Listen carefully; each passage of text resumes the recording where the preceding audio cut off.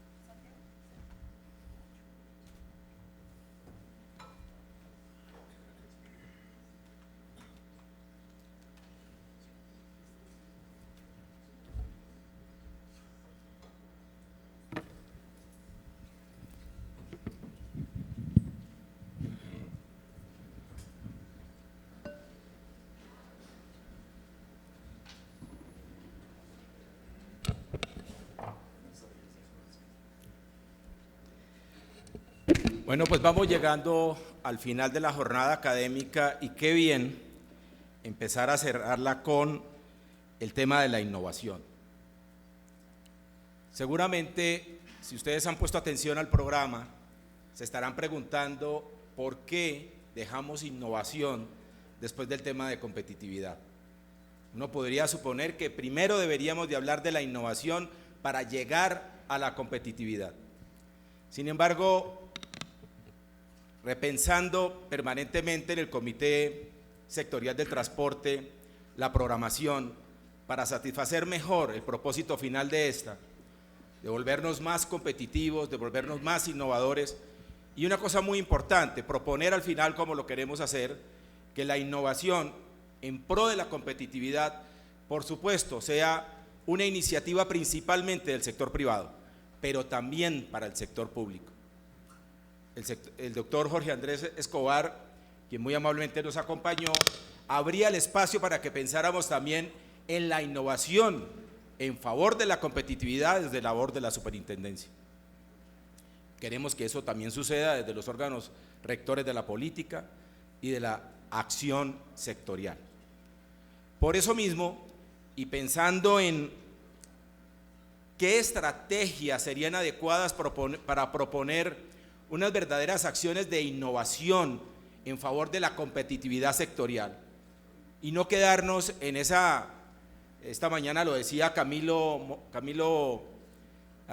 Montes, nuestro gerente de la seccional Bogotá, Cundinamarca y Boyacá, que Colombia en temas de competitividad parece que se hubiera quedado estancado. Entonces, y mañana vamos a hacer un poco la reflexión de eso, porque traigo unas cifras y entonces no me quiero adelantar, pero en realidad en el sector parece que estuviéramos estancados con unos ciclos que vamos a mostrar con base en las cifras oficiales, con unos ciclos bien interesantes para analizar, pero estamos ahí.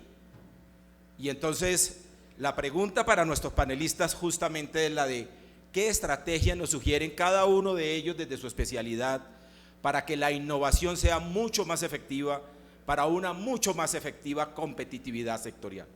Por eso me permito iniciar la primera ronda de preguntas y discusión, porque además quiero advertirles que con ellos ya nos hemos reunido un par de veces en procura de que para hacer esto mucho más ameno, la idea es que cada uno muestre su visión desde su experticio, y les hemos pedido que en absoluto lleguen aquí de acuerdo para hacer algo como si estuvieran jugando un partido de fútbol armónico, sino al contrario, que vamos a generar la polémica alrededor de la innovación. Por eso voy a hacer la pregunta para los tres al mismo tiempo, pero advirtiéndoles que es con base en la experticia de cada uno. Para usted, ingeniero Néstor, que es ingeniero civil, experto en temas de política económica, ingeniero de transporte, tiene razón, es Luis Felipe, el ingeniero civil. La primera pregunta es la de, desde la visión económica, ¿qué papel cree usted puede tener la innovación para el transporte? Luego le vamos a dar la palabra al ingeniero Luis Felipe, que es ingeniero, él sí de civil, para desde que su experticio desde el punto de vista de la operación en el transporte nos conteste lo mismo. Desde la operación, ¿qué papel puede tener la innovación en el transporte público de pasajeros? Y finalmente, para una persona que puede parecer fuera de foco, un abogado, experto en política pública, pero y además también ingeniero social, y experto en temas no solamente de comunicación, sino sobre todo de trabajo de confianza, de generación de espacios de confianza, que es el doctor Ivo Santiago Veracasa, quien además, déjenme decirles, es compañero mío de la universidad. Ha sido fortuito reencontrarnos con él. Y para él, la pregunta es la misma, pero desde la óptica de la cultura y la confianza empresarial que nos sugiere para mejorar el papel de la innovación en el transporte público. Ingeniero Néstor. Como usted lo menciona, no ha sido fácil ponernos de acuerdo y creo que no nos pondremos de acuerdo en algunos temas, pero en los temas fundamentales a los cuales vamos a mencionar, vamos a tratar de mostrarles en qué consiste realmente desde el punto de vista de los procesos económicos, financieros de una empresa, en qué consiste la innovación. Realmente, si uno se pone a mirar, pues las empresas son empresas que están prestando un servicio público, ¿cierto? A los cuales el gobierno tiene una intervención para garantizar que este servicio público llegue realmente en unas condiciones que comentaba el superintendente delegado, que fuera de calidad, eficiente, seguro, etcétera. Pero para ello se necesita, estas empresas tienen que tener unos ingresos que le garanticen la prestación del servicio en condiciones pues, de ganancias operacionales y sus ingresos que le puedan retribuir una calidad prestada. ¿Cuál es el problema? El problema que se está presentando alrededor es que no hay una competencia efectiva entre los diferentes tipos de empresas. Realmente algunas de ellas pues lograron sobresalir en una época de dificultades, lograron sobresalir con algunas estrategias realmente innovadoras para ellas en su momento, pero hubo una desigualdad. Se está presentando una desigualdad que es necesario tener en cuenta para que posteriormente no se degrade el servicio y se convierta a veces en lo que comentaban, en un transporte informal o prestado en condiciones informales o de baja calidad. ¿Cómo garantizamos los ingresos rentables de una compañía como tal? Para eso se necesita realmente tener conocimiento fundamental de todos los componentes que hacen parte tanto de los costos como de la operación que se requiere para ello. No se conocen y fuera de eso, no se conocen suficientemente y fuera de eso no se tienen proyecciones. Se necesita estar muy bien informado. Se necesita además tener esa es la primera parte, tener la información cualificada y oportuna. En segunda medida, se necesita aprovechar todos los elementos que me permitan tener economías de escala.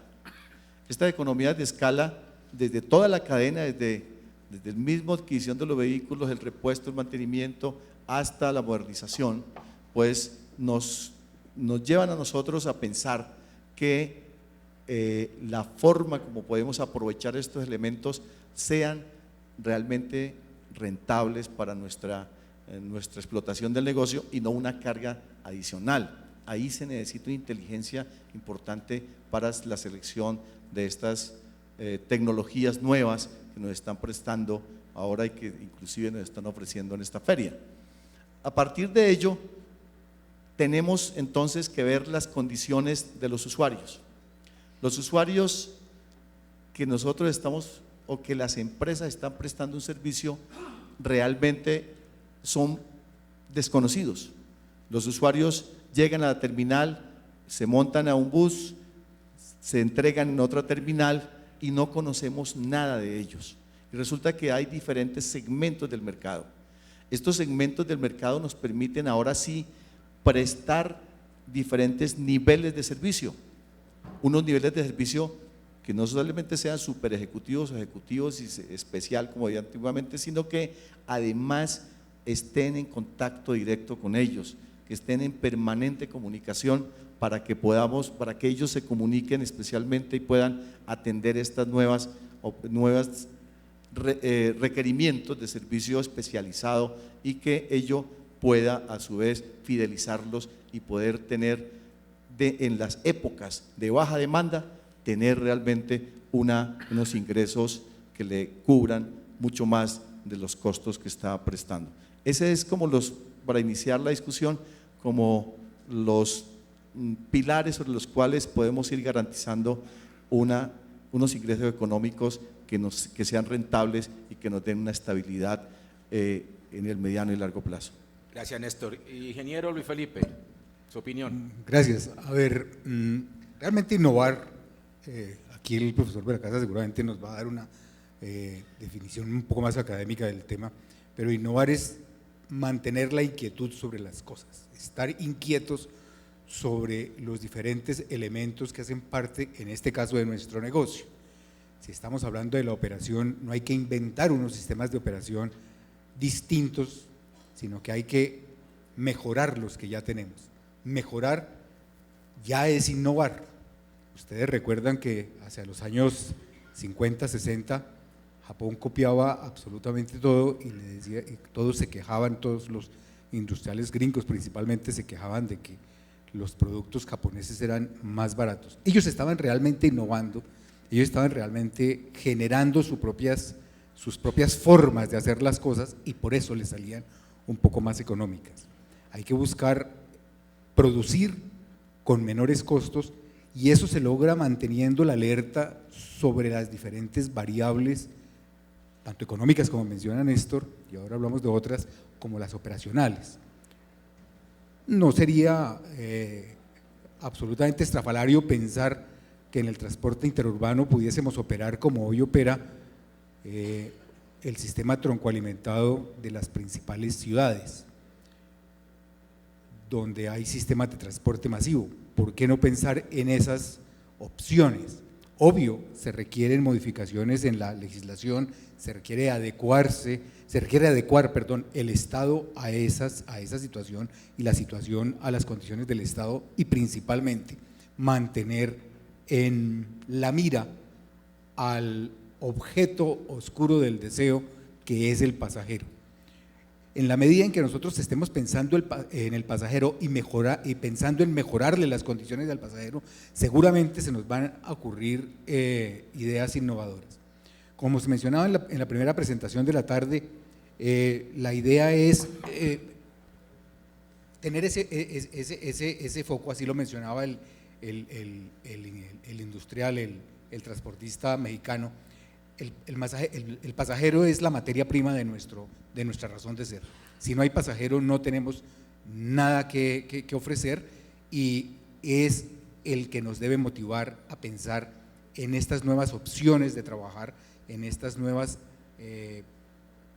alternativas, en estos nuevos niveles, incluso, como lo mencionaba Néstor, de leer los diferentes niveles de los usuarios y ofrecerles servicios bien diferentes que hoy no se ofrecen a los profesionales de altos niveles.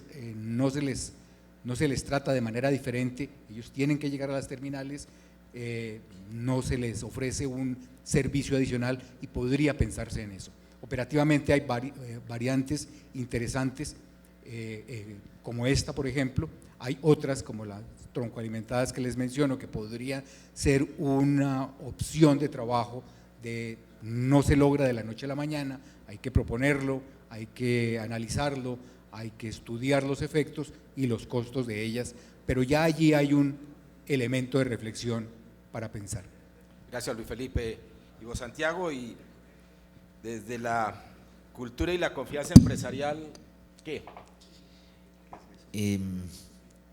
Estamos en desacuerdo muchas veces en lo que hemos conversado, pero tenemos la seguridad de que nos estamos complementando, y esa es una base importantísima para poder hacer un trabajo en común. Yo comencé trabajando hace muchos años en interacciones entre desconocidos. En las ciudades en las ciudades, pues por lo general nos encontramos en los espacios públicos con seres desconocidos con los cuales tenemos que interactuar de muchas maneras, en los parques, en las avenidas, en las calles. Y bueno, y uno se pregunta cómo se pueden generar relaciones que estén mediadas por propósitos comunes, o tan siquiera por algo que me permita soportarme al otro en la calle o en el parque, ¿sí? Y bueno, pues sí, hay cosas que realmente permiten que entre desconocidos esas dinámicas se puedan dar, pues entre conocidos con mayor razón, y pareciera que son las mismas bases las que digamos se dan en uno y en otro caso, tanto entre desconocidos como entre conocidos. Siempre se me ocurre un ejemplo sobre la confianza que tiene que ver justamente con el transporte. Cuando uno va conduciendo en una carretera y llega a una curva y no tiene la visibilidad completa, digamos, de la vía en sentido contrario, ¿uno para cuando va conduciendo? No, tal vez disminuye la velocidad porque pues la curva lo obliga, pero uno no para. ¿Y ustedes saben por qué uno no para? Porque uno confía en que la persona que viene en sentido contrario no va a invadir el carril por el que uno va. Es uno de los mayores actos de confianza que tenemos todos los días, ¿sí? Todos los días conduciendo. Lo mismo podría uno decir de los semáforos en rojo en las ciudades, ¿sí? Es decir, cuando uno lo tiene verde, semáforo en verde, uno sigue derecho porque piensa que los otros van a respetar el semáforo en rojo. Pues bien, yo creo que es un buen ejemplo de lo que significa la confianza y de lo que permite la confianza, porque básicamente la confianza es la base de todo lo que dijeron ellos. Sin confianza no vamos a poder construir ningún proceso, y tal vez ese es el énfasis que yo quisiera aportar pues en esta conversación que tenemos, porque si no hacemos énfasis en que la creación de escenarios de confianza entre los diferentes actores que están involucrados en este sistema sea un propósito común, sea un propósito compartido, pues no vamos a poder lograr ninguna de las otras cosas que nos podamos proponer. La confianza genera otras cosas importantes. En los espacios urbanos, por ejemplo, genera identidad.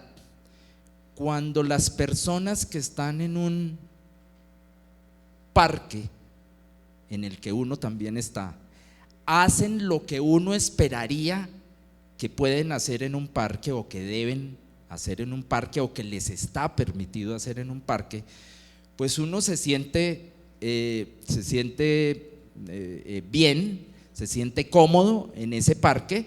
Si la gente no orina, no bota la basura, no deja los excrementos de su mascota, no se comporta inadecuadamente. Cuando la gente se comporta adecuadamente, uno se siente que está en su parque. A mí me encantan los parques de mi barrio, porque en los parques de mi barrio me encuentro con gente que me respeta tanto como respeta los espacios en los que estamos.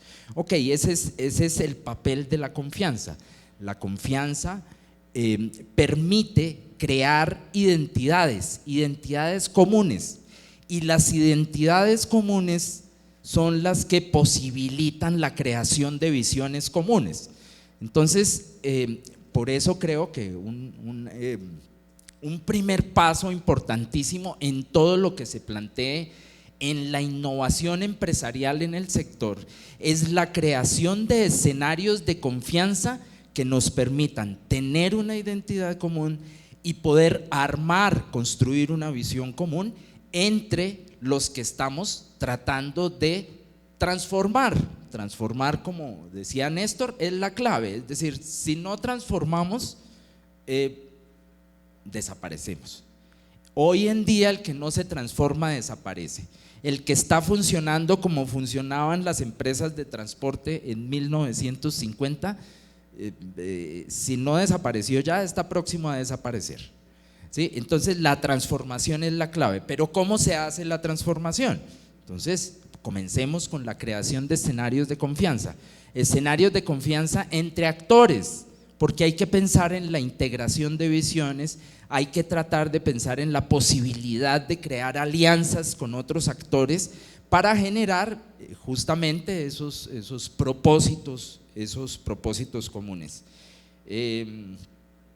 Todo eso es lo que constituye, si ustedes miran la historia de la humanidad, es lo que constituye lo que algunos han denominado el capital social.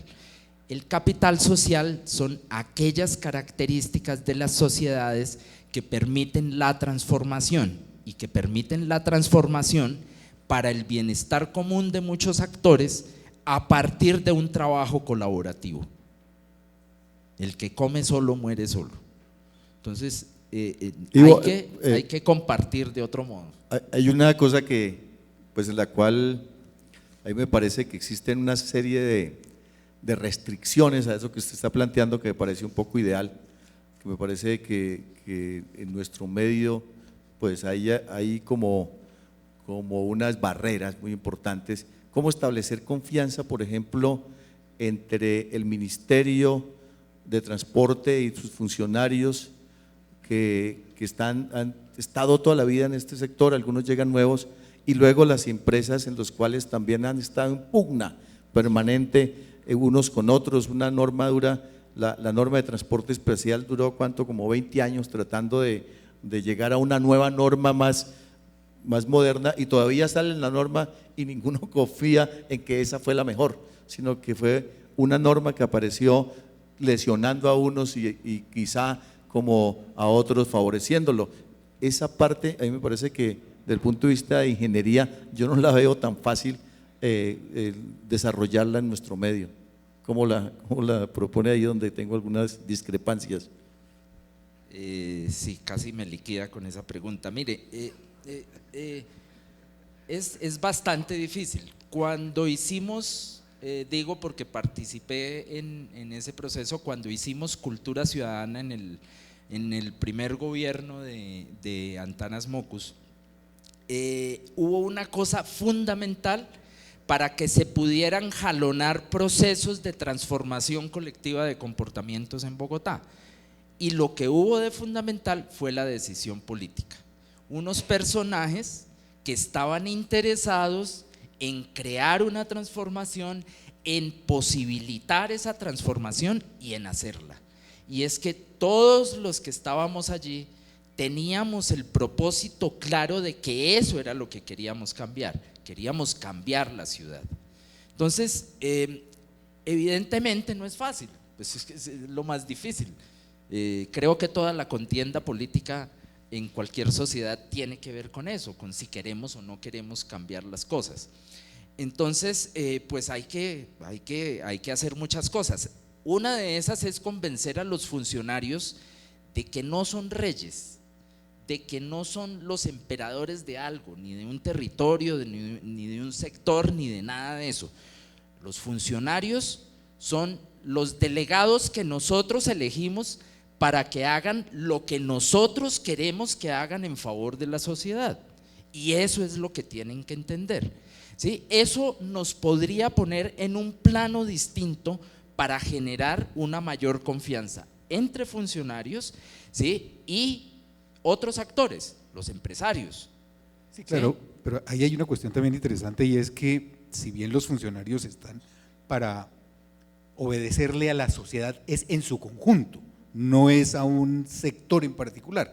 Y ahí es importante también que los empresarios reconozcan que cuando se acercan a las entidades públicas son un actor de la sociedad que tiene que llegar con las cartas sobre la mesa también, para que se genere ese espacio de confianza y no de entrada se genere esa prevención de parte y parte, porque realmente sucede que es de parte y parte. Claro, también, pero los empresarios también tienen que entender que tienen que llegar a la mesa teniendo claro por quién trabajan. Pues por supuesto que trabajan por su propio bolsillo, pues eso sí no lo podemos negar, pero además del bolsillo, o probablemente antes del bolsillo, trabajan por los usuarios, porque es que la clave de su negocio son los usuarios. Ustedes se han adueñado del micrófono y no quieren dejar hablar al moderador. Yo quiero participar con este debate ampliándolo a dos escenarios adicionales. Uno que ya abrió, y me complace que haya sido ella, la doctora Miriam Carvajal, con quien comulgo que aquí ha faltado un elemento integrante que usted tocó, Luis Felipe, y es el pasajero, el ciudadano. ¿Cómo el ciudadano puede ser parte integrante desde la óptica de cada uno de ustedes? Y seguramente Ivo, hay que decirle que los deje hablar. Pero ¿cómo puede ser parte integrante el pasajero, el ciudadano, como una estrategia en la innovación del transporte público? Luis Felipe. Bueno, realmente es que el amigo de Autotransportes Gomuchi lo dijo muy claramente: no hay pasajero, no hay negocio de transporte. Es así de claro. Realmente las propuestas que los empresarios lleven a las mesas de negociaciones, los proyectos de norma que tramiten ante las diferentes instancias, llámese esta el Ministerio, llámese esta el Congreso de la República y demás, tienen que partir del pasajero. No tengo ninguna duda que el tema económico es fundamental en un esquema capitalista, en eso estamos, no pretendemos cambiarlo, pero que sí tenga ese oscuro objeto del deseo como privilegiado dentro del esquema, dentro de los planteamientos que se hacen. En la medida en que se piense en el pasajero, realmente se está pensando en satisfacerlo permanentemente. El pasajero está cambiando todas las veces y, como les decía hace un momento, se está innovando, o por lo menos se está pensando en innovar. No se está pensando en dejar que ese pasajero coja ventaja y tenga unas necesidades que cojan a traspié al empresario. O sea, el empresario tiene que estarlo leyendo permanentemente. Y eso es exactamente lo que no hacemos en este país, por lo menos. Eso difícilmente lo hacemos. O sea, realmente las entidades del Estado son las primeras desconocedoras del pasajero, de las necesidades de los usuarios aquí. Néstor, sobre lo mismo. Sí, ahí hay un reto realmente. El reto es llevarle en términos económicos, en términos operacionales, oportunos, llevarles con unos costos que realmente a veces son muy limitados los ingresos, llevarle a ese pasajero un servicio en esa calidad.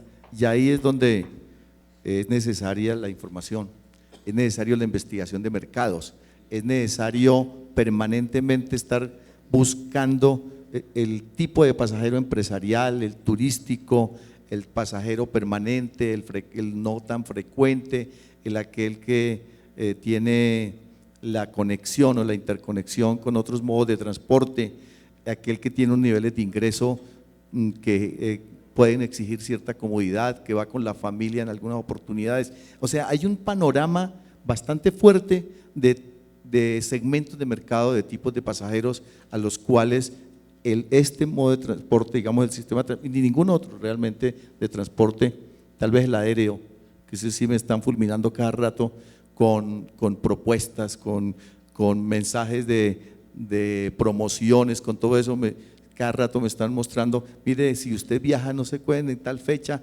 les damos tantas posibilidades, etcétera.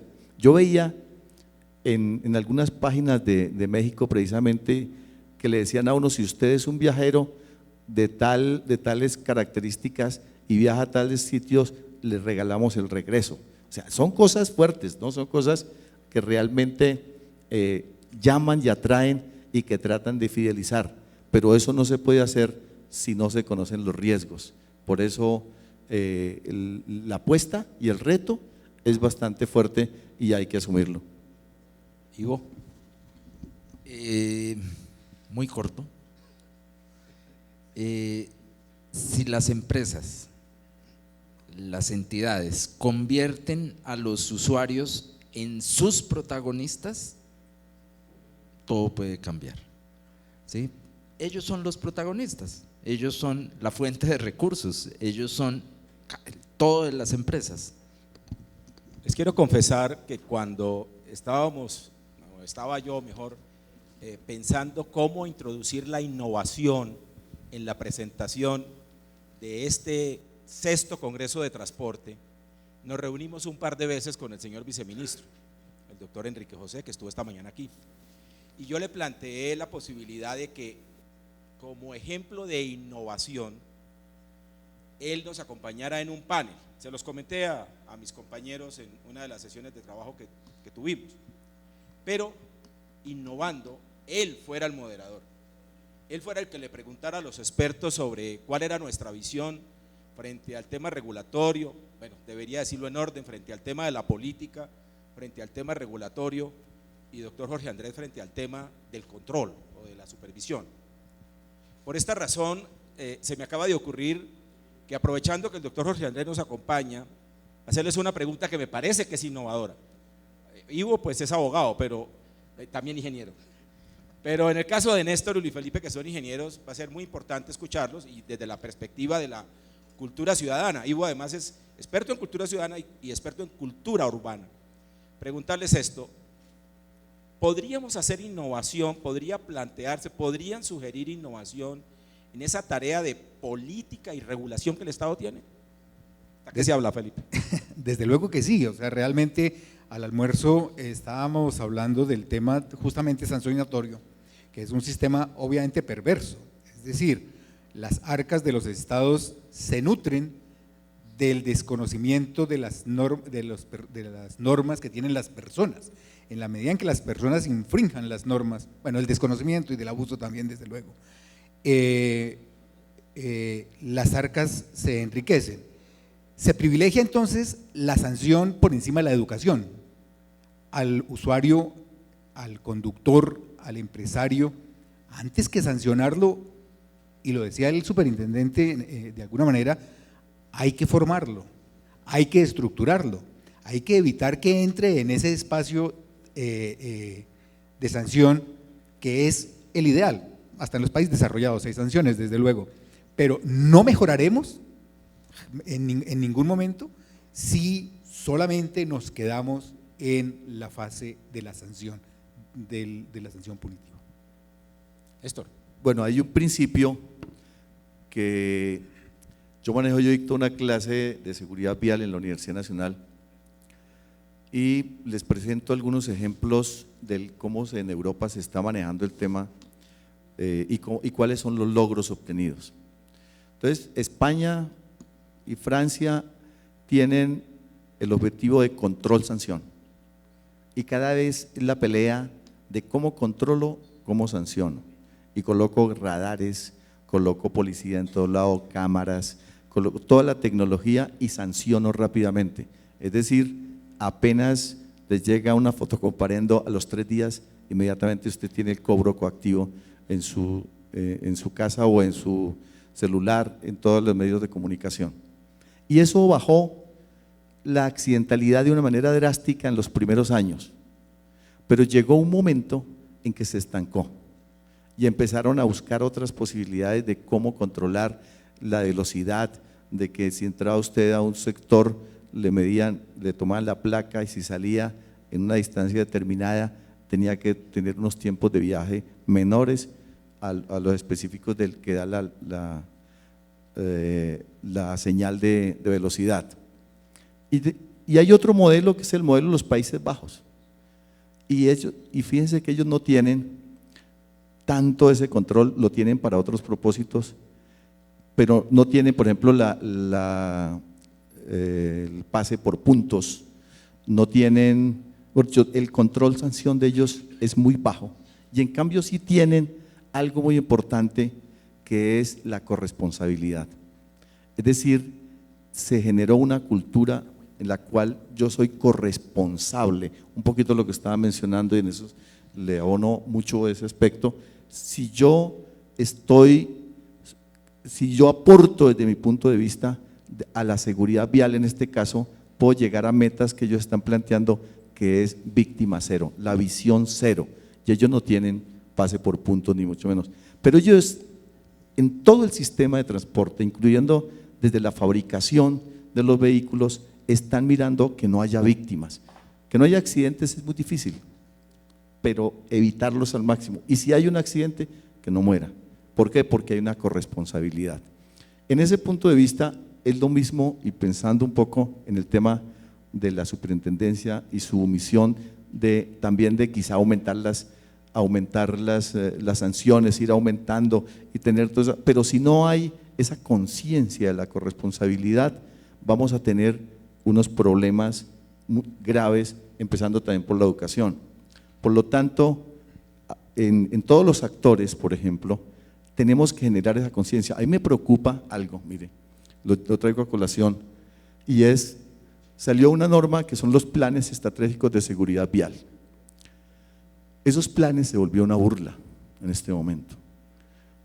Yo creo que le han llegado miles debe tener una oficina llena de planes estratégicos, todos copiados, todos que son lo mismo del uno para el otro, ¿cierto? Llegó en un momento en los cuales seguramente no se hizo el ejercicio de educación y de generar corresponsabilidad en las empresas. Pero fíjense ustedes que si nos pusiéramos en la tarea de que esos planes no fueran por cumplir el documento allá, sino por llevarlos a cabo y poder conformar todos los equipos y toda la gestión y la aplicación con unos indicadores y unos seguimientos, estaríamos seguros que las empresas mismas tendrían una rentabilidad muy importante en tantas víctimas y tantas pérdidas que se tienen en la vía que está aportándole, digamos, a la violencia en las calles. Ustedes saben que el número de muertos en accidente de tránsito triplica el número de muertos que hay en la violencia que está dando la guerrilla, toda la violencia política que está dando. Eso no puede suceder. Es decir, en este momento nos va a tocar hacer una mesa más fuerte que la de La Habana, pues para llegar a generar una pacificación en el tránsito. Pero eso es corresponsabilidad y hacia allá tenemos que llegar en todos los aspectos, a que todos nos hagamos parte de la solución, no del problema. Yo creo que está tocando un punto fundamental y ahí también hay un tema de innovación. Es que realmente creo que mucha de la normatividad viene de arriba hacia abajo, por llamarlo de alguna manera, sale de las entidades y los demás tenemos que acatarlas. Creo que vale la pena que los sujetos de la norma participen de la ejecución de la norma, le vean la importancia a la norma, se convenzan de que la norma les es propicia, les es beneficiosa, y en esa medida la montaña de estudios que tiene el doctor en su oficina o en la oficina del lado seguramente no sería inútil, sino sería un archivo efectivo de propósitos que se van a cumplir y que van en procura de mejorar los niveles de accidentalidad que hoy tenemos en la vía, que sí es dramático, que sea más del triple de la violencia guerrillera. Bueno, se han concentrado por el hecho de que el doctor Jorge Andrés está aquí, entonces solo al tema de control. Ivo, ¿qué nos pudiera recomendar en la política, la formulación de la política y la regulación? No necesariamente control. Transformación con innovación, solo con educación, me salió inverso. O sea, si no se incorporan procesos educativos en la apropiación e implementación de las normas, nos fregamos. ¿Sí?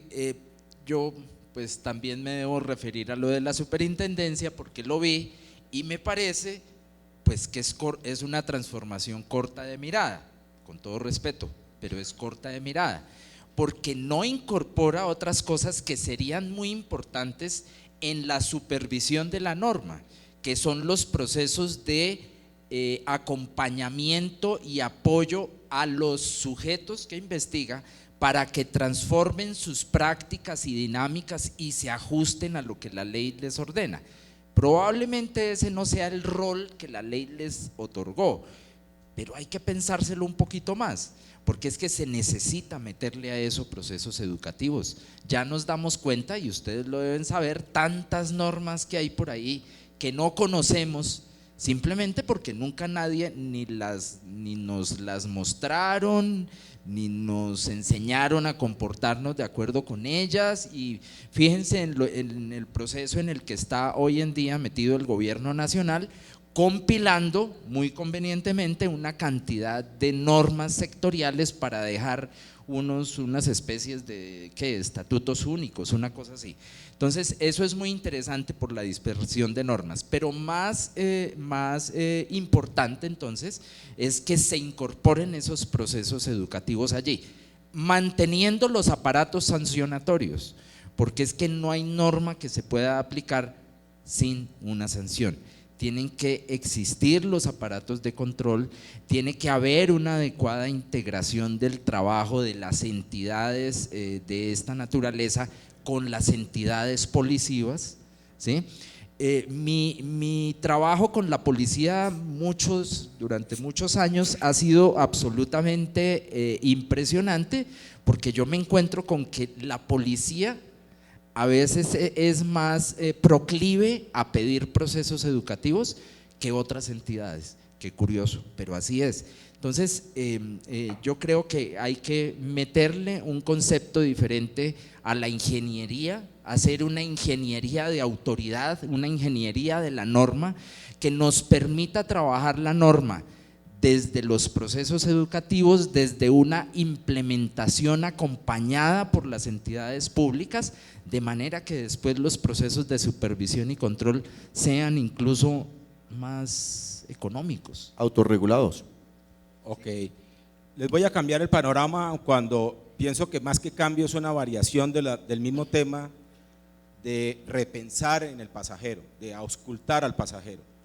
Cuando se expiden las leyes 105 y 336, ustedes conocen muy bien, el año 93, el año 96, quedó claro en la legislación interna colombiana, lo digo porque la copiamos en estos aspectos de principios generales del derecho del transporte del concierto internacional, que 4 eran los principios del transporte. Se los recuerdo a ustedes, los ingenieros lo tienen claro, pero voy a recordarlo de todas maneras para todo el auditorio. Principio de calidad, el principio de continua prestación del servicio, el principio de seguridad y el principio de libre accesibilidad. Desde esa óptica, de esos 4 principios, señores panelistas, ustedes, ¿qué estrategias, vuelvo a reencauzarlos a la discusión, qué estrategias de innovación le sugerirían a los empresarios que aquí están reunidos para, obviamente, ser más competitivos y ojalá transportar aún muchos más pasajeros en Colombia como lo estamos haciendo? Néstor. Esto la puso difícil, pero de eso se trata, ¿no?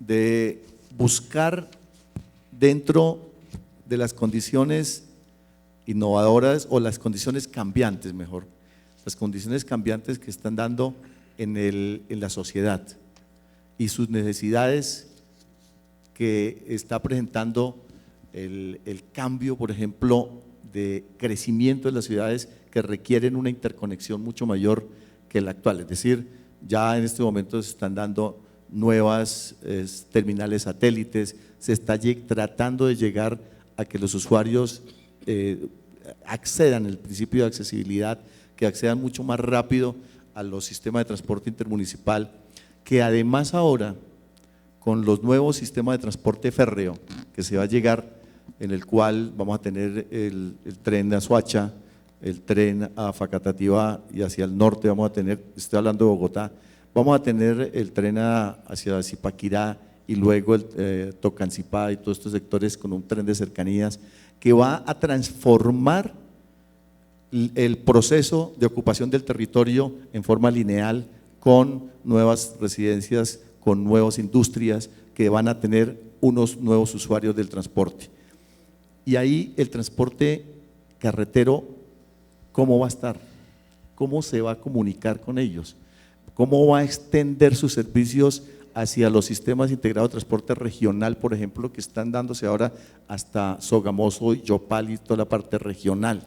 ¿Cómo se va a comunicar? Ese es un reto muy importante para que los tiempos que se estén dando en ese transporte pueda realmente dinamizar, que es lo que busca el Estado, dinamizar las economías en este sector, ser competitivos también para los procesos agroindustriales que están dando allá. Ahí tenemos que hacer una alianza entre el Estado, entre los operadores y con el apoyo del crecimiento, digamos, empresarial, de todos los empresarios que van a ocupar ese territorio, de los equipamientos que se están localizando. Allá hay universidades, hay colegios, se van a dar otros procesos, por ejemplo, de fincas, etcétera. Todo eso es un desarrollo que se está dando alrededor del transporte. Es un reto muy importante que tenemos que enfrentar con la institucionalidad. Antes de que Luis Felipe tome la palabra, eso que acaba de decir el ingeniero es muy importante. El día de mañana vamos a tener no solamente una presentación sobre intermodalidad, que creo que tenemos o vamos a contar con la persona idónea para eso, el ingeniero Edgar Octavio Higuera, que es nuestro gerente de logística, transporte e infraestructura en la ANDI, una persona con amplia experiencia en el tema, y además un panel relacionado con la articulación entre el transporte urbano e intermunicipal. ¿Y por qué lo menciono? Porque le voy a agregar una cifra a la que acaba de dar el ingeniero. Revisando las últimas cifras que expide el ministerio, que por cierto es muy lamentable, y le voy a dar un mensaje, doctor Jorge Andrés, las cifras que maneja el ministerio están muy atrasadas. El anuario estadístico que hoy contamos es del año 2013, y digo que tiene que ver con la super, porque la verdad es que sí, la superintendencia tiene información casi día a día actualizada del comportamiento de las empresas, y esta cifra es interesante. A pesar de que ha habido un avance en vías de tercera y cuarta generación, a pesar de que ha habido un avance en las concesiones férreas, como bien lo acaba de señalar el ingeniero Néstor, incluso un gran avance en el tema de la infraestructura aeroportuaria, ¿quién lo creyera? El transporte de pasajeros en modo fluvial viene creciendo. Pasamos en el año 2005 a 2,5 millones de pasajeros, y les habla alguien que fue director de Cormagdalena. Pues quiero decirles que el año pasado, de acuerdo con las cifras oficiales que no son tan fidedignas en el ministerio, pasamos a 4,200,000 pasajeros transportados fluvialmente. Ingeniero Luis Felipe. Bueno, yo lo que tengo que decir es que para acatar esos 4 principios de la norma no existe una fórmula generalizada ni generalizable. Aquí cada empresa o cada grupo de empresas tiene que leerse de manera individual en su potencialidad, en su capacidad, en su oferta y en sus necesidades. Creo que cada caso es tan singular que merece el estudio individual, y cada quien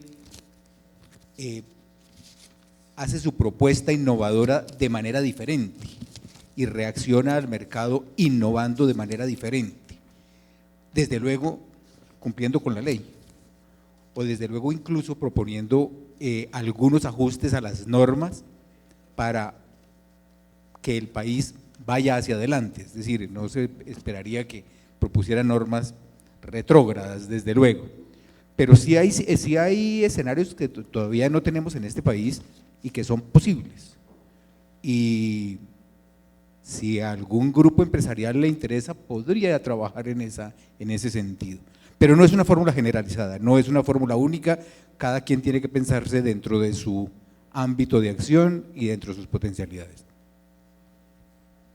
Ivo.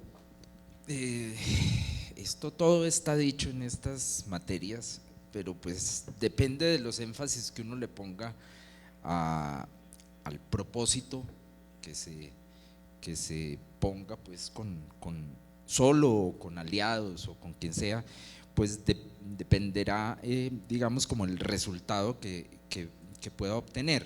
Entonces yo creo que la base de la innovación es repensarse permanentemente en todas las dimensiones posibles de su quehacer empresarial. Es decir, la empresa tiene que repensarse en todas sus dimensiones. ¿Qué es lo que estamos haciendo bien? ¿Qué es lo que no estamos haciendo bien?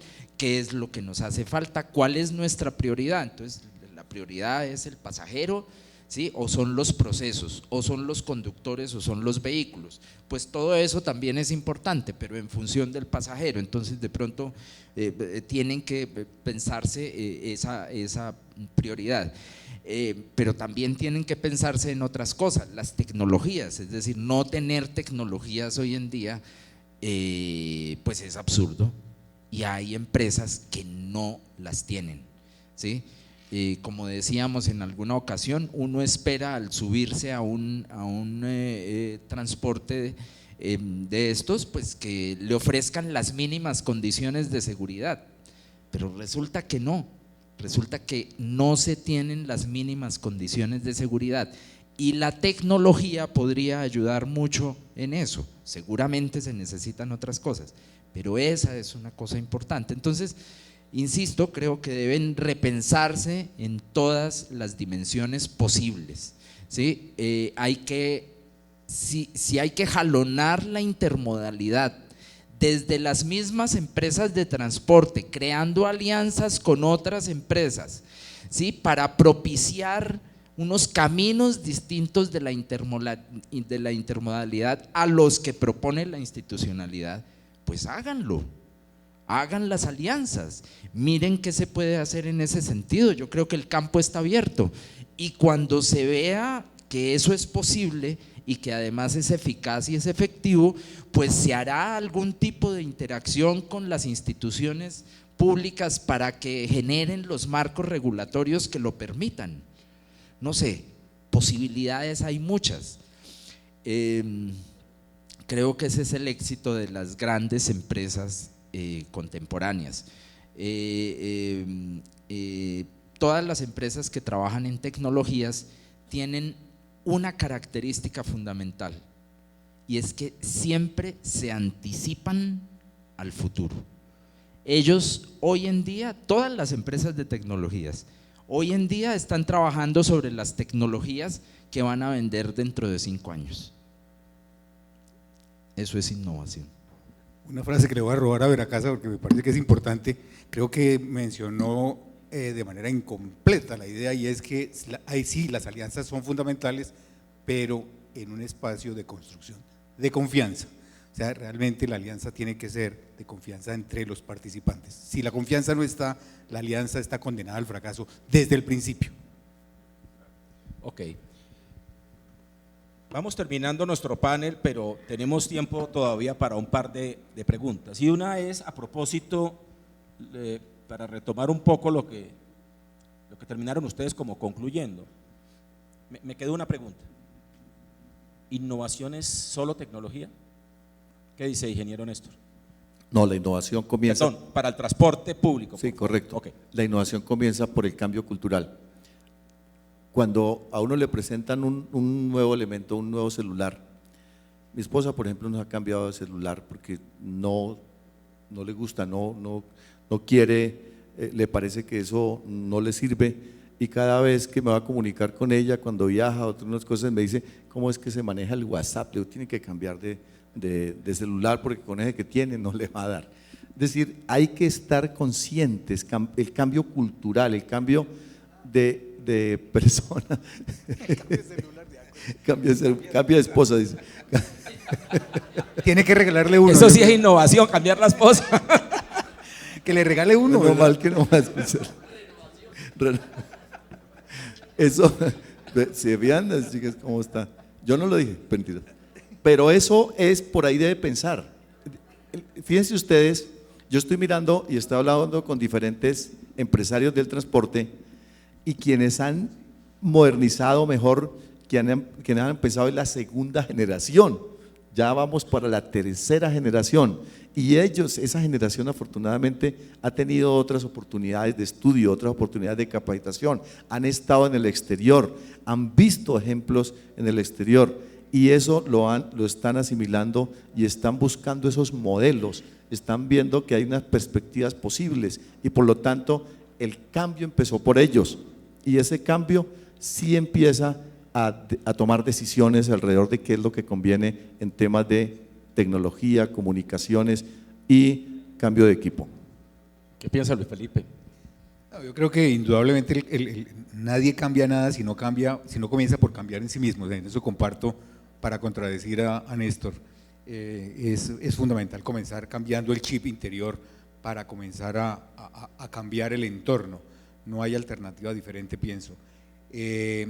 Innovar no es inventar cosas completamente distintas de lo que se ve en la cotidianidad. Innovar es reconocerse, como decía Santiago, en sus potencialidades, en sus defectos, lo que hago bien, lo que hago mal, lo que hace o deja de hacer mi competencia, además, ¿no? Tengo que mirarme en el entorno en el que me estoy moviendo, yo tengo que estudiar esos espacios, tengo que mirar en qué punto de la estructura, del nivel de la estructura me encuentro y cuál es mi potencialidad, y a partir de ahí proponerme hacer las cosas de manera diferente, de manera mejor, para ganar unos espacios frente, en este caso, frente al pasajero. Eso es innovar. Innovar es estar en permanente pensamiento de sí mismo para cambiar lo que se puede cambiar y para monitorear el mercado o el entorno de manera permanente. Ivo, y desde el punto de vista del ciudadano otra vez y la cultura, ¿la tecnología es el único campo en el que podemos innovar los transportadores? No, evidentemente tienen que cambiar en todo, pues no quiero decir que tenga que cambiar todo, pero tienen que cambiar en todo hay que ajustarse a la realidad, a la contemporaneidad, ¿sí? Es decir, tienen que mirar cuáles son los ajustes necesarios. Muchos procesos de transformación empresarial comienzan por una evaluación. Pues hay que hacerse una evaluación de cómo están funcionando las cosas, preguntarse qué tanto conozco el mercado, qué tanto conozco a mis usuarios, yo sé cuáles son las necesidades, expectativas e intereses de mis usuarios, yo sé cuáles son las rutas que ellos más frecuentemente utilizan, realmente lo sé, realmente sé qué pasa con el usuario que yo llevo hasta Villavicencio, pero que después tiene que tomar camino hacia otro lado, sé quién lo está recogiendo, sé qué pasa antes de que él tome mi transporte en Bogotá, no sé, es decir, yo me puedo preguntar muchas cosas y podría a partir de eso repensarme la manera como me relaciono con el usuario, por eso hablaba de la posibilidad de intermodalidad desde las empresas, pero también la innovación pues tiene que ver con todas las demás dimensiones de trabajo de la empresa, y eso es lo importante, asumir que hay que hacerlo en todas las dimensiones, es una decisión estratégica de las empresas. Néstor, ¿nos iba a decir algo? Sí, una innovación, por ejemplo, en alguna oportunidad que estábamos haciendo un estudio sobre el río Magdalena, llegaron todos los empresarios de las embarcaciones y le decían a Cor Magdalena: mire, es que usted nos tiene que garantizar que el río, por lo menos en el 90% del tiempo, nos pueda dar posibilidades de navegación. Y en ese momento alguien le dijo: mire, ¿y por qué no hacemos lo contrario? ¿Por qué? Porque eso es demasiado costoso. El río en invierno es muy bueno, pero en verano se seca. ¿Por qué no conseguimos una embarcación que se adapte al río? Y aquí también sucede lo mismo. ¿Por qué no conseguimos vehículos que se adapten a las condiciones de una ruta y de un tipo o de unos segmentos de pasajeros? Es decir, no le voy a ofrecer unos vehículos de alta capacidad donde realmente solamente en alta demanda o en épocas de vacaciones se me aparecen. No voy a poner a gastar mayores o tener mayores costos con vehículos que no están adaptados a esa demanda que tenemos en esas rutas, en esa época y con esos tipos de pasajeros que tenemos. Bien, mañana, además de escuchar a las personas que ya les he mencionado, vamos a tener al final a la señora ministra de Transporte en la clausura. De hecho, también les anuncio, vamos a tener, y nos honra decirlo, y nos honra que así suceda, al doctor Bruce McMaster, nuestro presidente de ANDI y además presidente, les recuerdo, del Consejo Gremial Nacional con nosotros. Pero también va a estar una persona muy importante a la cual hemos pedido que haga el cierre de las exposiciones individuales, y es un argentino que nos va a hablar de una cosa que parece sacado de los cabellos. Nos va a hablar de marketing personal, cómo el marketing personal puede impactar en las empresas y cómo puede ser un elemento importante, nos lo dirá él, de innovación en favor de la competitividad. Yo vuelvo a estimularlos, señores panelistas, para que fuera de hablar del pasajero, fuera de hablar de temas regulatorios, fuera de hablar de política y control, fuera de hablar de tecnología, ¿qué otras estrategias pudiéramos propiciar para el transporte público en este país, para hacerlo más amigable, para hacerlo más competitivo? Ustedes sugieren.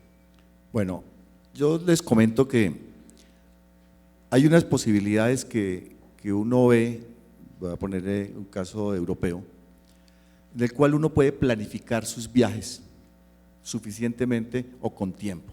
Y planificar el viaje no es solamente seleccionar un modo de transporte y seleccionar una fecha de salida, sino también seleccionar a dónde descansa, dónde posteriormente puede generar pernoctar en algunos municipios, etcétera.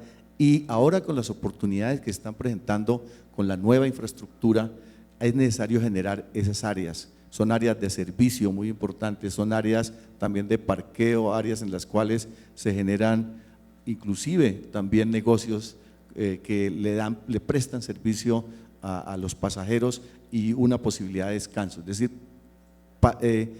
transportarse es algo placentero, es algo en lo cual no está la velocidad, sino la oportunidad. El propósito no es solamente transportarse, sino también conocer nuevas cosas, también comprar, hacer las adquisiciones en ruta y tener algunas otras posibilidades de distracción familiar, además de los vehículos. Eso permite generación de nuevas oportunidades de negocio. Ahí también hay formas de incrementar los ingresos, haciendo alianzas con estos, promoviendo que se construyan y haciendo alianzas con estas empresas que posiblemente lo puedan hacer, porque ¿quién lleva la demanda hacia esos sitios? Pues los vehículos. Es decir, no tendrían que pagar una cuota como las terminales para llegar allá, sino al contrario, tendrían que más bien tener una posibilidad de beneficiarse con estos nuevos negocios. Eso es buscando nuevas oportunidades en el mercado.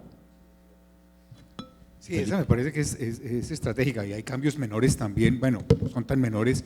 Si uno va a cualquier terminal de pasajeros en este país, lo que uno encuentra es que hay muchos voceadores, ¿cómo se llaman estos personajes que, perdón?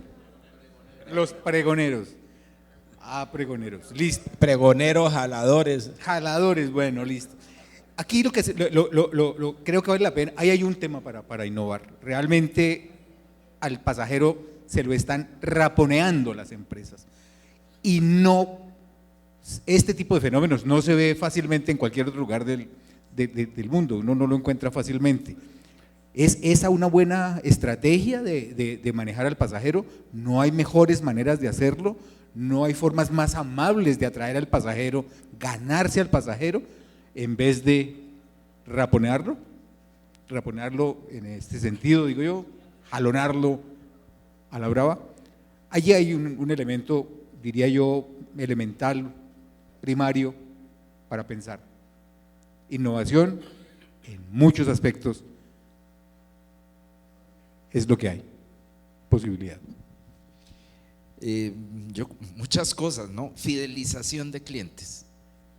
Creo que algunas empresas ya han introducido ese tipo de estrategias dentro de su manejo de mercados, pero a mí me parece maravillosa. Es decir, es que el cliente que se puede poner que se puede identificar, digamos, con la empresa, ¿sí?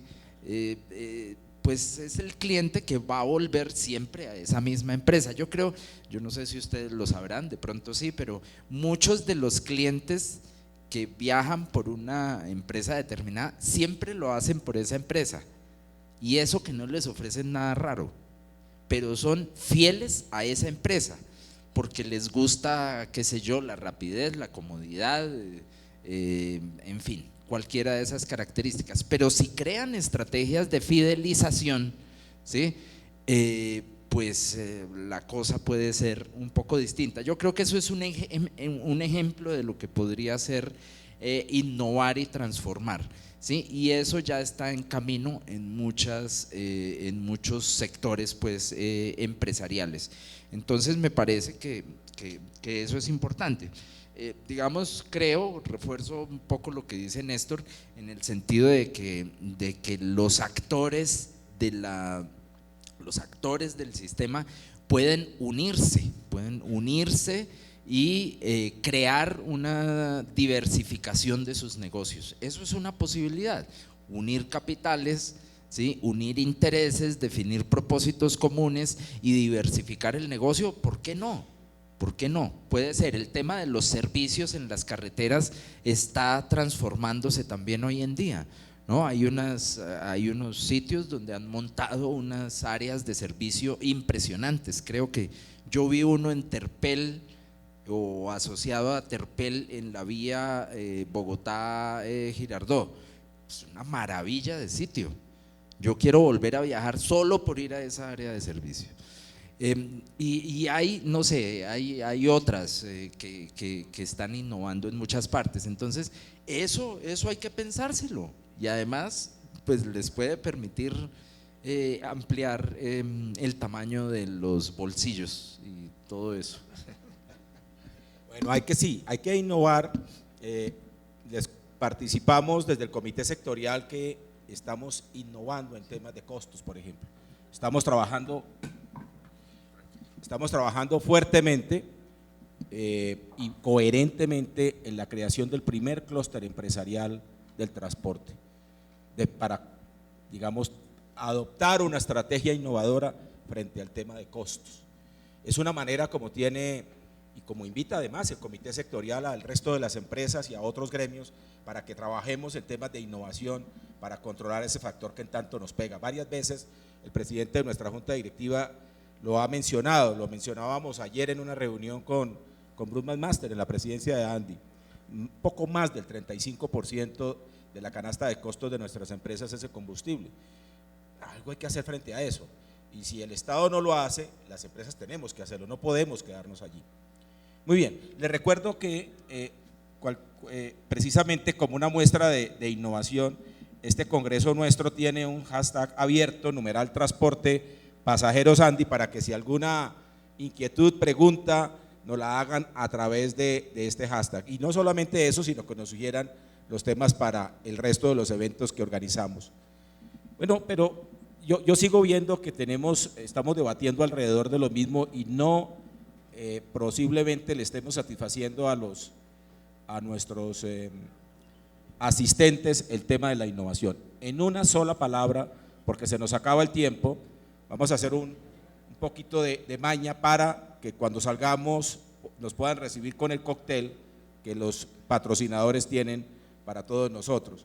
Pero en pocas palabras, ingenieros y abogados, colega mío, Santiago, en pocas palabras, al transporte público, el mensaje para propiciar, sensibilizar hacia la innovación como una estrategia de competitividad. Néstor.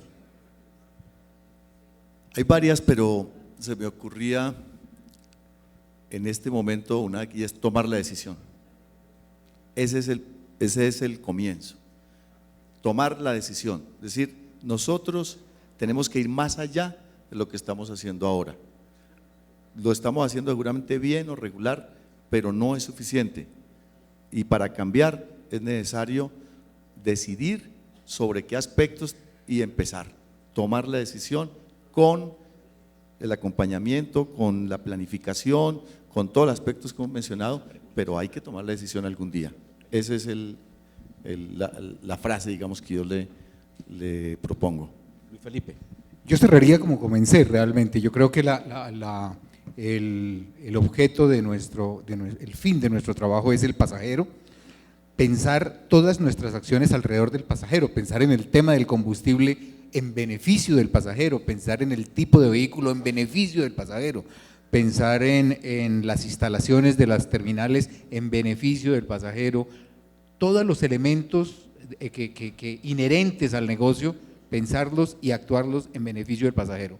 En la medida en que tengamos focalizado ese pensamiento en ese sujeto, nuestras actuaciones van a ser permanentemente innovadoras.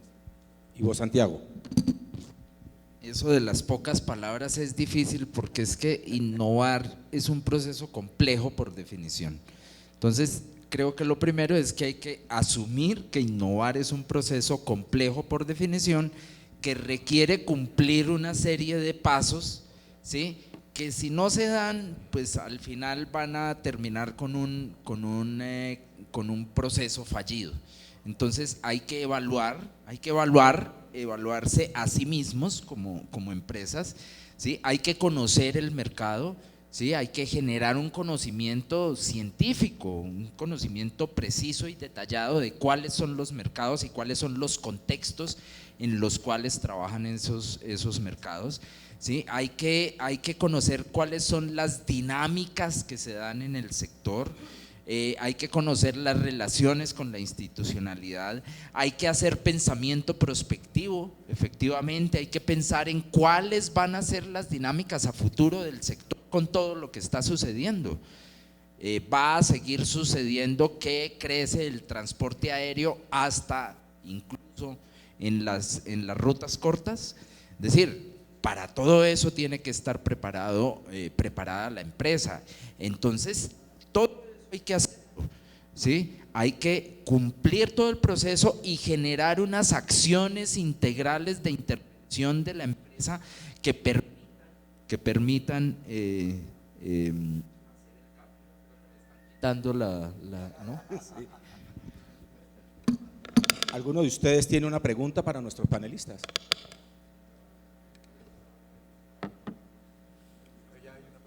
Doctora Sandra.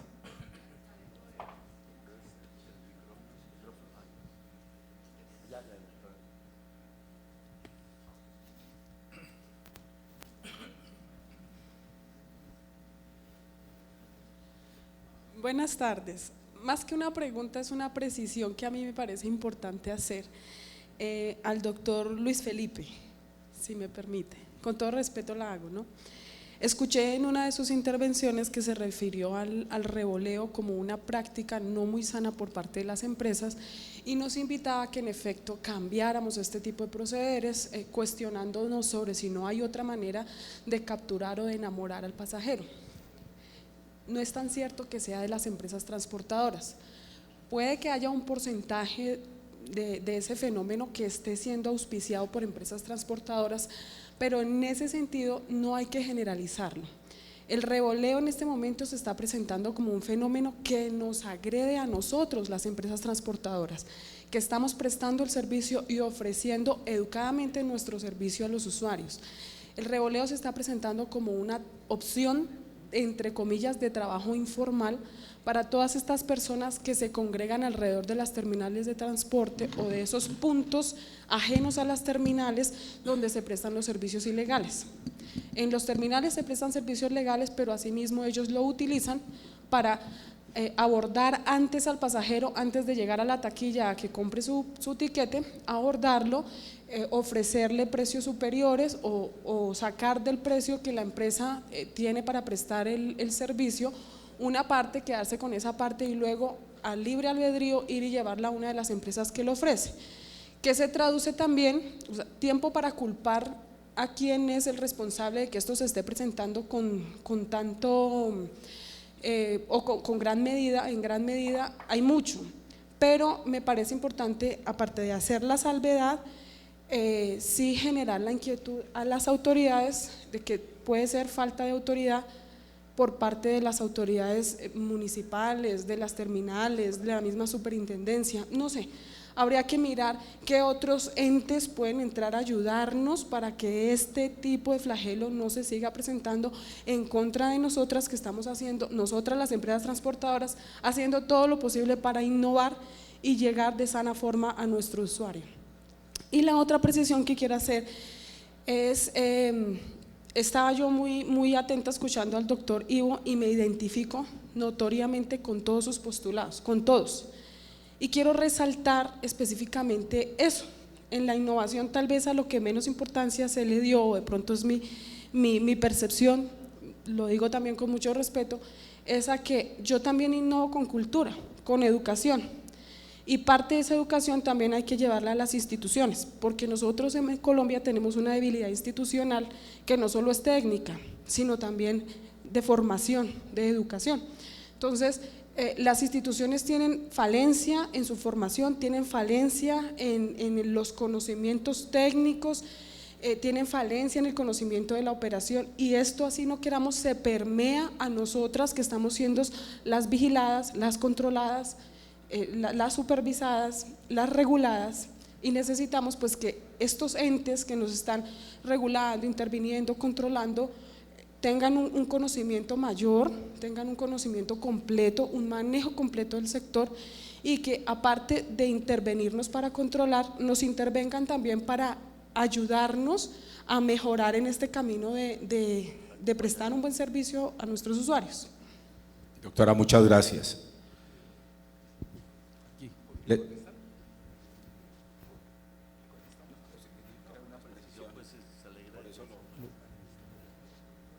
Por favor. Sí, buenas tardes nuevamente. Yo había guardado la tarjeta profesional de abogado hace ratico ya, pero es a veces indispensable volverla a sacar. Hay un tema que me preocupa y es una pregunta para el doctor Jorge Andrés o para el que me la pueda responder en la mesa, y es el tema del proyecto de ley sancionatoria que él nos presentó, que está pues ya muy cerca de salir aprobado por el Congreso y pues a sanción presidencial. Va a ser una norma posterior al decreto del que nos habló el viceministro de Transporte esta mañana, que compilaba toda la normativa de transporte. Entonces vuelve y juega en la dinámica normativa del país, y pues eso es imposible manejarlo, a salir una norma nueva que va a estar por fuera de ese decreto. ¿Se ha pensado desde la Superpuertos o desde el Ministerio de Transporte o el Gobierno Nacional pues como alguna modificación o algo para incorporarla a ese decreto para que por fin podamos tener una compilación de normas del transporte? Bueno, pues como esto es de innovación, le voy a dar la palabra al doctor para que nos haga el favor. A ver, yo como abogado debe conocer que hay un tema objetivo y el otro sancionatorio. Nosotros nos ocupamos en este momento pues, básicamente del tema netamente sancionatorio. El ministerio posiblemente podría compilar el tema objetivo, que se refiere al tema organizacional y de prestación de servicio, con la complementación de una ley y unos reglamentos que establezcan las sanciones. El ejemplo es básicamente los decretos 102, los 15 y los 170, que de una parte miraban el tema netamente objetivo de la prestación de servicio, y al final estaba el 1533, algo así, después el 3366, que era netamente para sanciones. Entonces no es un tema básicamente de que debía ser concomitante la idea de compilar un escenario de transporte con una proyección de una eventual ley para sanciones. Ese es un tema que no sé si hay alguien del ministerio que pudiera responder, creo que no, pero es un tema netamente de política y es un tema netamente de metodología. Entonces, que no estén en el mismo escenario y en los mismos capítulos, pues no indica que no sean ni concordantes y que no sean aplicables, o sea, o que se volvieran inaplicables. Entonces, es un escenario diferente, lo de la política frente al tema de un escenario de sanciones. ¿Esa norma derogaría parte de la ley 336? Yo creo que sí, en algunos aspectos sí derogaría temas de la ley 336. Doctor Jorge Andrés, otra vez muchas gracias por su amabilidad. Tenemos una pregunta para los panelistas, ¿verdad? Sí. Pues más que pregunta, estar totalmente de acuerdo con Néstor en que lo primero que se requiere, y con Néstor no, perdón, con todos los panelistas, en que lo que se requiere para una transformación es la confianza. Algo que primero no creo que sea muy fácil cuando el trabajo que hace el de mi lado es el mismo mío. Entonces, siempre necesariamente también por la competitividad va a haber desconfianza, y yo siempre, como el ejemplo que colocaban esta mañana, pues necesariamente debo buscar cómo supervivir y necesariamente algo de desconfianza va a haber. Pero yo represento a un consorcio que está conformado por 7 empresas, dentro de las cuales pensaría yo que se ha roto ya muchas veces el hielo, que se trata de que exista confianza, que la desconfianza que aún hay se termine y que entre los 7 puedan surgir unidos. Pero ¿cómo hacer para surgir cuando el Ministerio de Transporte no tiene reglas claras del juego y no permite que exista la confianza necesaria para dar el paso hacia adelante? Gracias.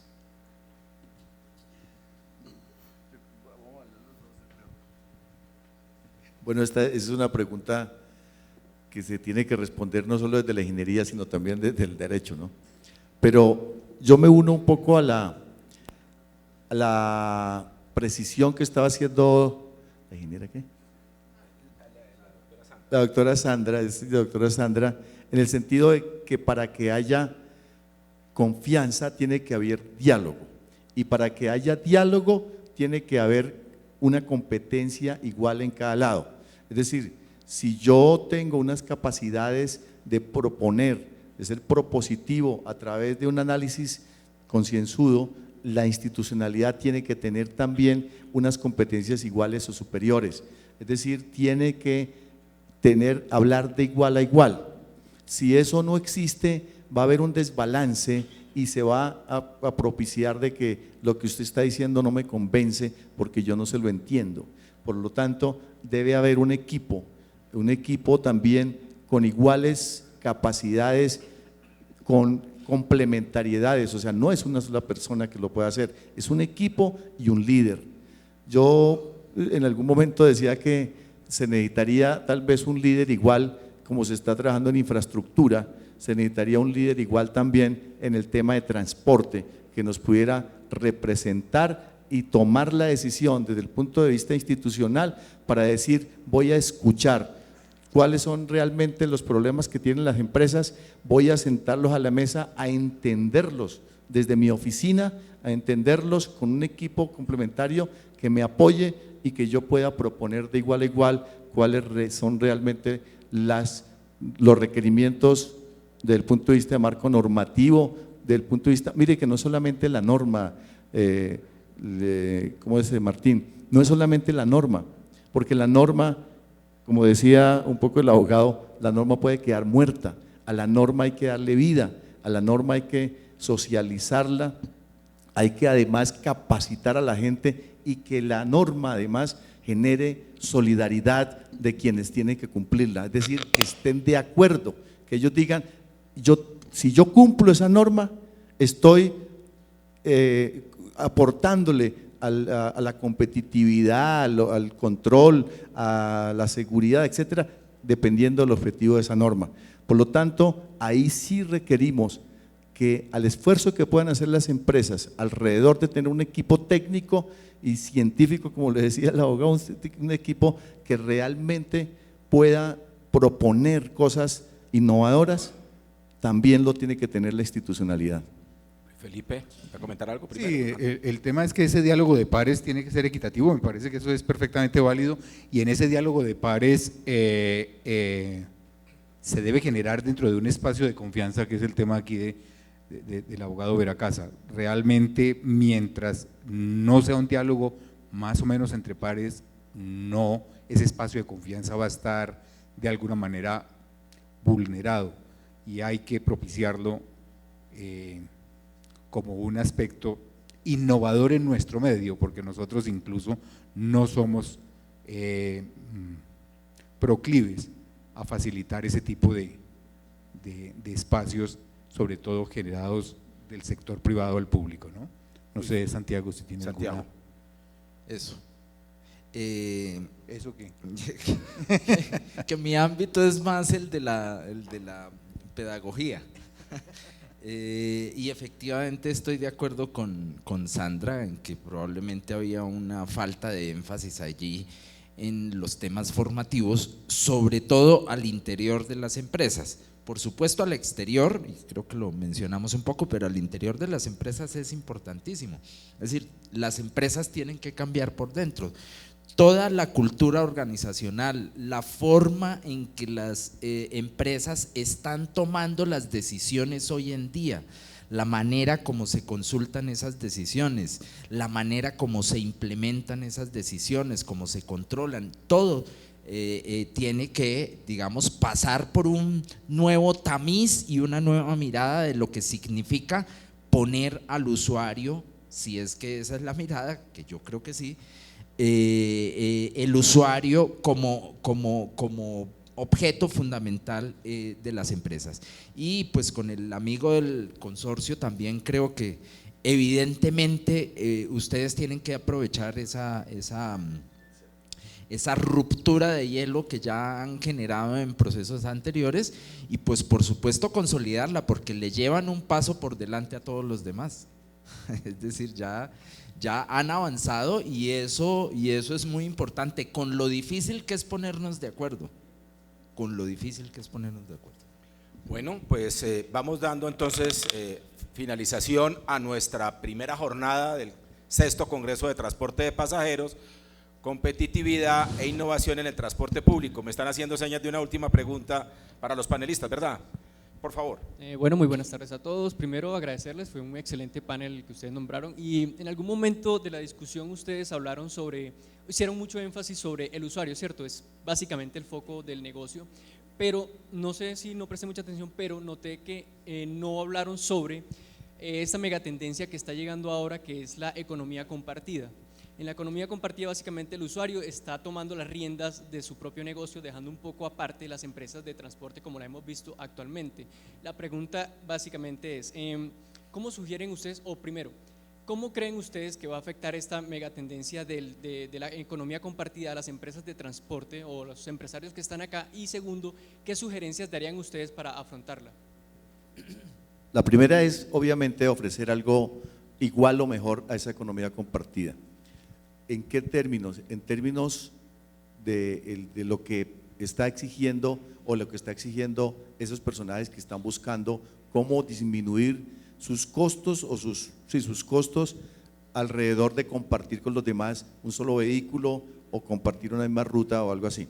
Eso se está dando, ustedes conocen diferentes páginas en las cuales se reúnen diferentes personas y no solamente comparten transporte, comparten apartamentos, hoteles, hostales, etcétera, y es una tendencia que es necesario enfrentar realmente con una investigación profunda para cada tipo, pero eso se va a dar y hay que, pues tiene su límite también, no es que de eso le ofrezca a uno todas las garantías, ahí hay otro sector de personas que bueno, están creciendo también. Sí, definitivamente creo que la oferta de una alternativa, ellos encontraron un espacio para actuar y ese espacio no estaba siendo cubierto o no está siendo cubierto por la actual oferta. Me voy a referir al tema de los revoleadores, porque el usuario en ese espacio no está recibiendo algo y por eso está el presente allí, no es falta de control. ¿Qué le da a esa persona al usuario que no le están dando las empresas o no le está dando el terminal de transporte? Se me ocurre como una conclusión rápida, puede ser irresponsable, lo advierto, información. El usuario no tiene la información, entonces este revoleador lo que hace es llamarlo y darle esa información. Si esa información existiera, si el señor hubiera podido mirar en la página web previamente o si existieran unas pantallas electrónicas que le dieran esa información al usuario, ese revoleador probablemente dejaría de existir. De la misma manera, si al usuario se le entrega la información para suplirle esa opción de la compartida, probablemente no se pondría en el ejercicio, en el esfuerzo de conseguir socios para movilizarse en este caso. Creo que eso es lo que hay que pensar en un proceso de innovación, ese tipo de detalles, dónde están, ¿Es mi empresa la que va a suplir esa deficiencia? ¿Son otras empresas? ¿Lo quiero hacer? ¿No lo quiero hacer? ¿Cómo lo voy a hacer? Esas son las preguntas que hay que hacerse desde la perspectiva y desde el método científico que muy bien presentó Santiago. Pues tan fácil que es poner una encuesta en el sitio web de las empresas, una encuesta para preguntarle a los usuarios qué necesitan e inventarse algo en respuesta. Las familias viajan juntas. ¿Cuándo viajan? ¿Cómo viajan? ¿Qué quieren? ¿Qué quieren al llegar a la ciudad de destino? ¿Qué quieren al regresar a la ciudad de partida? ¿Sí? Pues yo me inventaría un producto para familias, ¿sí? Un producto no sé, en vehículos especiales o la venta de grupos de tiquetes para familias que sean preferenciales, que tengan alguna cosa especial. Yo no sé, lo mismo que hacen todas las demás empresas, ofreciéndole nuevos servicios a sus usuarios y fidelizándolos. Una familia que sea bien atendida en cualquiera de las empresas transportadoras seguirá siendo siempre cliente de esa empresa. Bueno, pues ahora sí vamos finalizando nuestra jornada. Como les tengo mucha confianza, les queremos pedir el inmenso favor de que nos acompañen en un cóctel que los patrocinadores de este evento con mucha deferencia nos quieren brindar, pero como estamos en el proceso logístico, que por favor tómense un poco su tiempo para bajar al primer piso, porque quieren recibirlos de una manera especial, así que por favor relájense un poco, organicen sus documentos, prepárense para la jornada de mañana, hagan una pausa activa ya como el doctor Luis Fernando, en fin, denos un poco de espacio para que estas atenciones que nuestros patrocinadores y nosotros mismos desde el Comité Sectorial de la ANDI les queremos brindar. Muchas gracias y por supuesto una inmensa gratitud para los ingenieros Néstor, para el ingeniero Luis Felipe, para el doctor Ivo Santiago. Dejémonos atender. Bueno, después de esta invitación, yo también quiero agradecer a nuestros panelistas, al moderador y a todos ustedes por su asistencia en este primer día del Congreso de Transporte de Pasajeros durante el marco de nuestro 6º Congreso. La organización del evento, como ya lo dijo el doctor, nos invita a un cóctel en un ratico, entonces dentro de unos minutos los esperamos en el primer piso, en el domo donde fue el almuerzo, para que puedan disfrutar de este cóctel. Les quiero recordar que mañana la agenda académica está programada para las 8 de la mañana, así que les pido a todos mucha puntualidad para no corrernos ni tener retrasos en nuestra programación. Agradecemos enormemente a todos nuestros patrocinadores, que son ellos quienes hacen posible este evento. Los voy a nombrar a todos, ellos son Autogalia Renault, Buscar, Carrocerías JGB, Daimler, Devitec, Distribuidora Hino, Expreso Bolivariano, Expreso Brasilia, General Motors Colmotores, La Esquina, La República, Lubrillantes El Dorado S.A., Pantrec, QB, Sistemas Empresariales, Sotra Urabá, Superpolo, Scania, Terpel, Transportadora Omega, Transporte Rápido Ochoa y Wissens. Muchísimas gracias a todos por su atención, por su asistencia y nos vemos mañana a las 8 en punto. Gracias.